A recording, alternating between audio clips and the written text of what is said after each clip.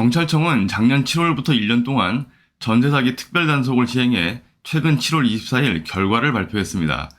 총 1249건에 3466명을 검거했고 그중 367명을 구속했습니다. 이번 단속으로 피해자는 5013명에 이르고 피해액은 6,008억으로 집계됐습니다. 이번 영상에서는 지난번 사기수법 6가지 중 이중계약에 이어서 신탁등기를 악용한 전세사기에 대해 알아보도록 하겠습니다. 신탁등기 사기는 담보신탁되어 있는 주택을 위탁자인 전 집주인이 신탁회사와 은행의 동의를 받지 않고 임차인에게 그 사실을 숨기거나 여러가지 거짓말로 속인 채 전세임대를 진행하는 수법입니다.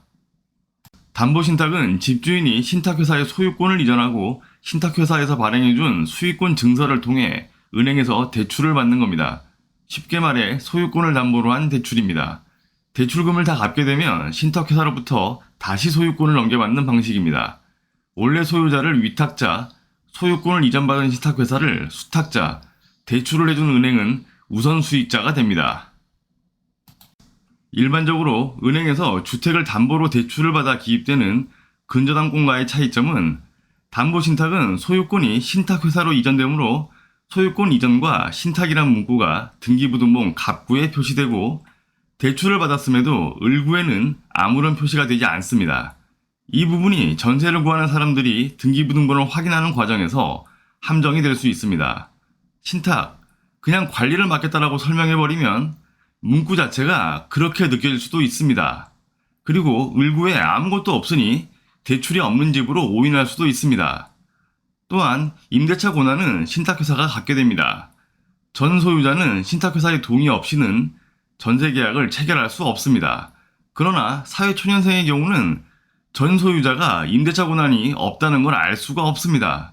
그래서 사기범들은 이런 점들을 악용합니다. 피해 사례로 영등포구 일대 세 채의 원룸 주택과 오피스텔을 건축한 임대인이 142명에게 100억 원대의 피해를 준 사건이 있었습니다. 담보 신탁된 부동산을 신탁회사가 아닌 법적인 권리가 없는 임대인이 여러 거짓말로 세입자를 속이고 전세 계약을 해 보증금을 가로챘습니다. 또 구로구에서는 빌라 한 동을 건축한 임대인이 무자격 중개업자와 모의해 신탁등기 사실을 말해주지 않거나 임대인과 계약해도 보증금 반환이 가능하다고 속여 47명에게 38억 원의 피해를 준 사건도 있었습니다. 그리고 경기도 광주에 빌라 5개 동을 소유한 임대인은 부동산이 많아 신탁회사에 관리만 맡긴 것이라고 속이고 신탁회사가 관리하니 오히려 보증금도 안전하다고 설명해 60여 명에게 30억 원대의 피해를 준 사건도 있었습니다. 피해자들은 문제가 터지고 나면 보증금 반환은커녕 임차한 집에서 공매가 진행되기도 전에 쫓겨나야 하는 상황이 발생합니다. 신탁회사의 동의 없이 계약을 하고 입주했으므로 주택임대차보호법에 보호도 받지 못하는 무단 점유자 신세가 되고 명도 소송을 당해야 하는 이중고를 겪게 됩니다. 사기를 계획한 임대인은 보증금을 가로채기 위해 별의별 거짓말을 다 할 테니 일단 접어두고 신탁등기 사기 피해 중엔 임대인과 직거래가 아닌 중개사를 통한 피해도 많다는 겁니다. 공인중개사라면 등기부에 있는 신탁등기에 대해 소유권이 넘어간 대출의 형태라고 이해하기 쉽게 고지하고 신탁 원부를 떼서 계약 내용과 대출 금액 그리고 누구와 계약을 해야 하는지에 대해 계약하려는 사람에게 설명해야 합니다. 그런데 아예 신탁등기에 대해 고지를 안 하거나 별 문제 없다는 식으로 말을 하는 경우도 있습니다. 피해 사례 중에 중개업자가 신탁등기를 고지하고 계약서 특약사항엔 임대인이 말한 대로 이렇게 기재했습니다. 임대인은 임차인이 잔금을 치르면 그 돈으로 대출금을 완납하고 신탁등기를 말소하기로 하며 임차인은 이 내용을 인지하고 임대인과 합의함이라고 기재했지만 임대인은 대출금을 갚지 않았습니다.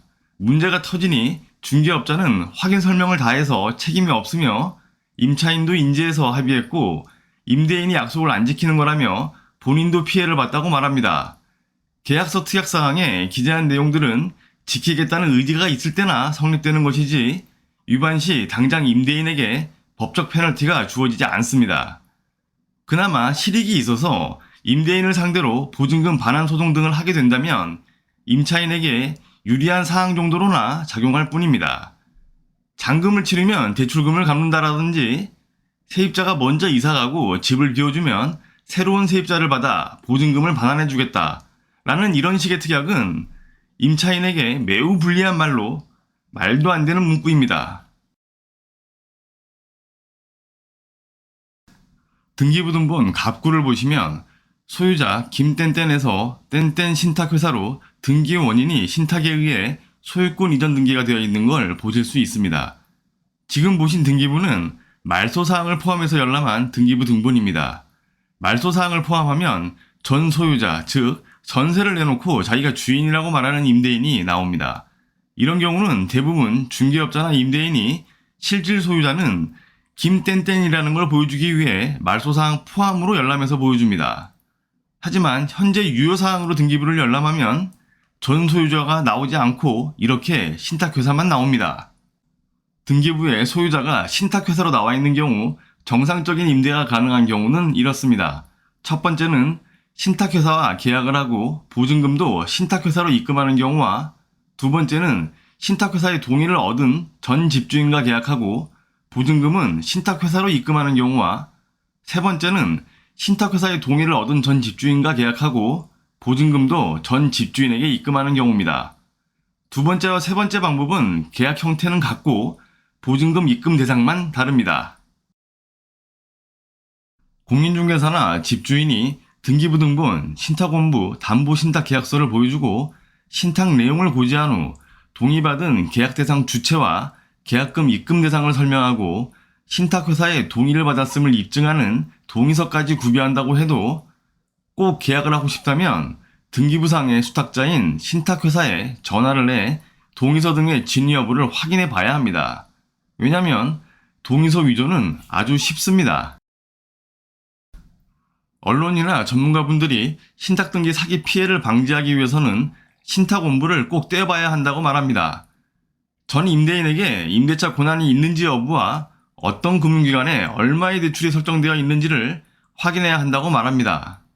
하지만 하나만한 얘기들입니다.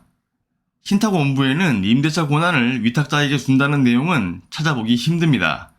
신탁회사가 소유권자인데 임대차 권한을 전 임대인에게 줄 이유도 없습니다.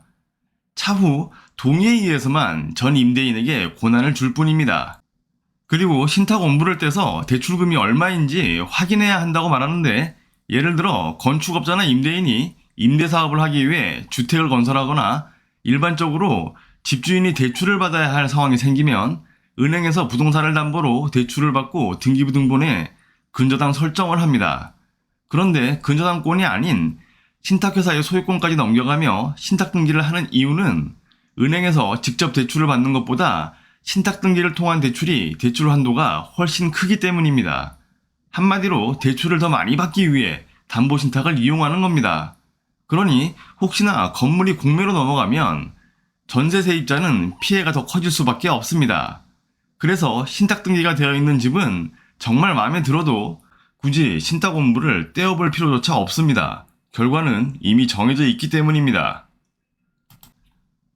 신탁회사의 동의를 받지 않고 임차인을 속여 전세금을 가로채는 사기와 일반적인 부동산 담보대출보다 대출금이 많이 잡혀있는 위험성 외에도 신탁등기가 되어 있는 집은 전세계약을 하지 말아야 하는 이유가 있습니다.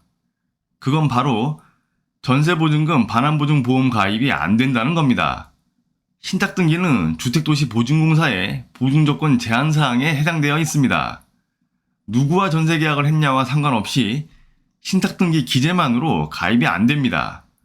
보증보험 가입으로 100% 보증금을 지켜낼 수 있는 건 아니지만 요즘같이 전세 사기가 만연한 시기에 보증보험 가입은 최소한의 안전장치입니다. 보증보험 가입이 안 된다는 이유 하나만으로도 전세 계약을 하면 안 되는 이유는 충분합니다. 역세권 신축 건물에 깔끔하고 주차도 가능한 데다 전세금이 시세보다 싸다고 해도 이런 집은 그냥 거르는 게 낫습니다. 신탁등기가 되어 있는 집을 전세로 계약하는 건 사기를 당할 수도 수천 수억 원의 보증금을 내고 모험을 겪을 수도 있다는 걸 생각해 봐야 합니다.